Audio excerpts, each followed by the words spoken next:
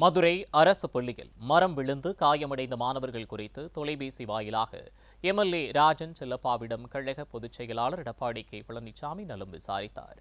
மரம் விழுந்து விபத்திற்கு உள்ளானதில் 16 மாணவர்கள் காயமடைந்து மதுரை அரசு ராஜாஜி மருத்துவமனையில் அனுமதிக்கப்பட்டனர். இதனை அறிந்து அங்கு சென்று திருப்பரங்குன்றம் அதிமுக எம்எல்ஏ ராஜன் செல்லப்பா மற்றும் மேலூர் எம்எல்ஏ பெரியபுலான் ஆகியோர் காயமடைந்த மாணவர்கள் மற்றும் பெற்றோர்களிடம் நலம் விசாரித்து நிதி வழங்கினர். அப்போது கழக பொதுச் செயலாளர் எடப்பாடி கே பழனிசாமி சட்டமன்ற உறுப்பினர் ராஜன் செல்லப்பாவிடம் தொலைபேசி வாயிலாக மாணவர்களின் உடல்நலம் குறித்து விசாரித்தார்.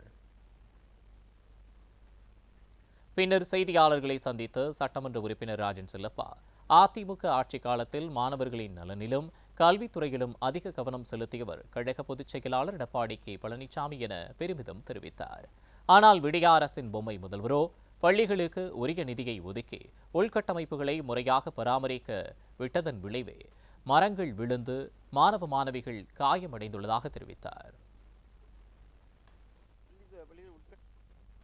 இருக்கிற சூழ்நிலையில் உட்கட்டமைப்புக்காக செலவழிக்க வேண்டிய தொகையை கல்வித்துறை செலவழித்தாக வேண்டும். இதுக்கு தேவையான சகல வசதிகளோடு அவர்கள் இருந்தால்தான் அவருடைய பெற்றோர்கள் இன்றைக்கு பயமில்லாமல் இருக்கக்கூடிய சூழ்நிலை உருவாகிறது. இன்றைக்கு மட்டுமில்லை, இங்கே மட்டுமில்லை, பல இடங்களில் இது போன்ற சூழ்நிலை உருவாகியிருப்பதால் நம்முடைய கல்வித்துறை அமைச்சரும் இந்த அரசும் மிகுந்த கவனம் செலுத்தி பள்ளிகளிலே இருக்கிற கட்டிடங்களை சீர்படுத்திட, அதுவும் குறிப்பாக இந்த மழை காலங்களிலே அதை சீர்படுத்திட வேண்டும் என்ற வேண்டுகோளை நாங்கள் நினைக்கிறோம்.